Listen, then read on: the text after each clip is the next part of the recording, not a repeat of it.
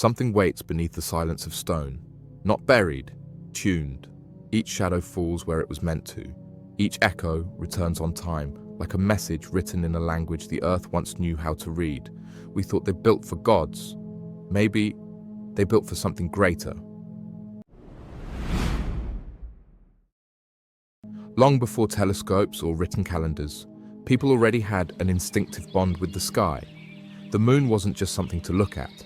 It was a teacher, a clock, a companion that moved with purpose. Its face changed, but its rhythm never faltered.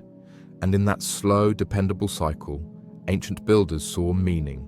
Across the world, they turned that meaning into stone. From the windswept moors of Britain to the high plains of South America, humanity raised circles, pillars, and passageways that didn't just point at the heavens, they listened to them.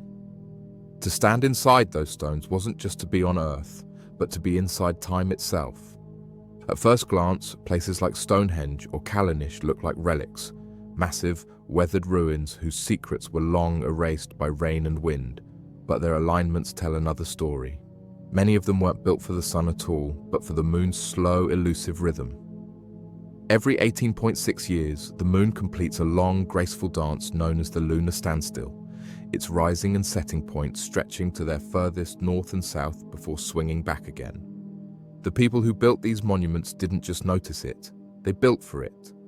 At Callanish in Scotland, when the moon reaches its southern extreme, it seems to roll along the distant hills, perfectly framed between standing stones. That wasn't chance, it was design. The same quiet precision shows up at Stonehenge. Modern laser scans and astronomical models reveal that some of its massive sarsen stones align with the moon's path during these same standstills. The builders might have tracked both the solar and lunar calendars, measuring day and night, life and death, with architecture instead of ink. In 2023, archaeologists and astronomers camped out at Stonehenge to see if the ancient math still held. They watched the moon rise low across the plains, brushing the tops of the same stones that Bronze Age builders once watched under torchlight. And it did. 4,000 years later, the alignment still worked. For ancient people, this wasn't just science, it was survival. The moon controlled tides, crops, and fertility. It told them when to plant, when to harvest, when to pray. Aligning stones with its path wasn't mysticism. It was knowledge carved into the earth. A stone circle might look still, but it was alive. Each rock marked a point where sky met ground, where light hit shadow just right. When the moon slipped between two stones, that was a message, an intersection between human intent and cosmic order. If the sun gave the world its obvious rhythm, the moon was its heartbeat, quieter, slower, harder to follow, but just as vital. To measure it was to worship it. Today, satellites and algorithms measure the heavens with perfect precision, yet somehow we've lost the intimacy those builders had. With their bare eyes and raw patience, they recorded the sky in a language of granite and geometry. Their monuments weren't memorials, they were machines of memory, tuned to the universe's pulse. What they built still answers to the sky, steady as ever, 4,000 years later. Maybe they're reminders. The moon still keeps that rhythm, steady as ever, waiting for us to look up again and remember how to listen. What they built seems like brute force, hands dragging monoliths through mud. But beneath that muscle was math. Geometry disguised as faith. Every stone, every angle carried intention. The circle meant balance. The trilithon showed how weight could stand by leaning inward. They built with an understanding of time, erosion, and endurance. Intuition that bordered on engineering. Now, as we prepare to build on the moon, those same instincts return. Modern architects sketching lunar bases follow ancient geometry, circles for strength, domes for survival. On Earth, those forms honored the moon.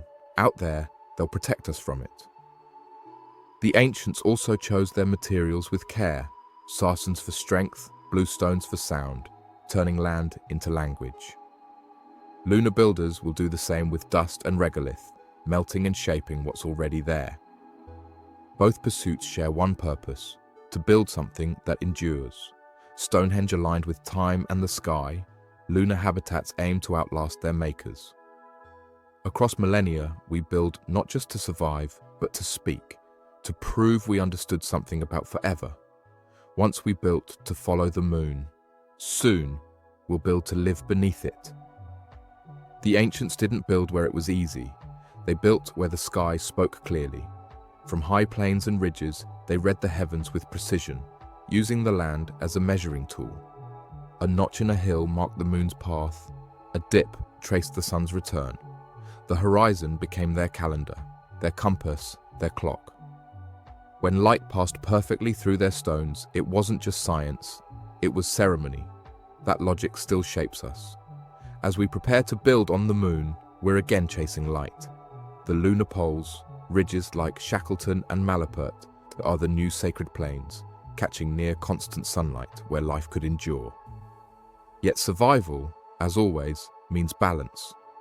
Water hides in the dark craters below, so we'll live where the light is and send machines into shadow to bring it back. Even communication follows ancient rules. Because Earth sits low on the lunar horizon, one ridge can block our only signal home. So, like the builders of Stonehenge, we'll choose high ground and clean lines of sight. The geometry is the same: how high to build, how far to see, how to stand steady on shifting ground. From buried stones to regolith shelters, from sacred hollows to lava tubes, the principle endures. Pick a place where the horizon behaves. On Earth, that rule aligned stone with sky. On the moon, it will decide whether we survive. Different world, same wisdom. Geometry first, then everything else. The ancients didn't just build for space, they built for time. Each stone marked a rhythm too vast for one lifetime to hear. They knew the sky breathed in cycles, so they built for futures they'd never see. Their monuments were memories, proof that the world moved to a pattern larger than any single life. We still build the same way, just in different forms. Cities, policies, and architecture follow rhythms that unfold over decades. Our standstills are urban, not celestial, but they carry the same patience. The moon's orbit widens and contracts like a breath. Cities expand and shrink in the same pulse of growth and retreat. The standstill is the pause between, the space where balance lives. Ancient builders designed for extremes, setting boundaries that defined motion. Modern engineers do the same, building bridges for century floods, grids for peak demand, cities for once-in-a-lifetime storms. It's ancient logic reborn through data. Prepare for the edge, and everything within will endure. Even in space, the pattern holds. Lunar architects now design with the moon's cycles in mind, mapping where sunlight lingers, where shadow falls, how long the dark lasts. The same geometry that guided stone circles now shapes habitats and solar arrays. In chasing progress, we've circled back to old wisdom, build in rhythm with the sky. True endurance isn't about permanence, but harmony. The ancients built to remember the moon's patience. We build to stay in step with time itself. Stone or steel, every structure is still a way of saying, we see the pattern and we're trying to keep time with it. When they built, they shaped empathy into geometry. The first walls curved inward, made to include, not divide. From stone rings to desert courtyards, the circle became humanity's first interface. A design born of instinct, not art. It gathered people, light and warmth equally, making sure no one was left outside the story. Even now, when designers sketch collaboration hubs or engineers model digital dashboards, they echo that same balance. The circle still governs how we build, in code or in clay. Ancient settlements grew outward like ripples from a hearth, or well, the center alive with food, stories, and trade. It wasn't decoration, it was circulation. Today's cities follow the same logic, only our centers are digital. Fiber lines have replaced footpaths, but everything still flows toward a core. We didn't invent the network, we inherited it. Closed loops, feedback systems, iteration, all modern versions of an ancient truth. The circle is how we learn, observe, adjust, repeat. What once was ritual is now design thinking. To the ancients, repetition meant reverence. To us, it means refinement. But the motion is the same, always returning to center. They built for the body, not the machine, for warmth, sound, and moonlight sliding once in a lifetime across a wall. Modern ergonomics and user-centered design trace back to that sensitivity. When we shape a screen to rest easy in the hand or soften light for tired eyes, we're continuing their instinct to make form follow feeling, to make technology dissolve into comfort. Circles still calm us. They leave no corners to hide, no edges to exclude. That's why therapy groups, classrooms, and even control rooms use them. Circles make people breathe together. Ancient builders knew it when they built around fire. We know it when we gather around screens. It's not nostalgia, it's neurology. The brain trusts the circle, and so the shape returns in our plans for the future. Lunar and Martian habitats curve in rings around shared cores, not for beauty, but for balance. Pressure meets tension, air stays stable, people stay connected. Just like the first villages, each module radiates from a communal heart.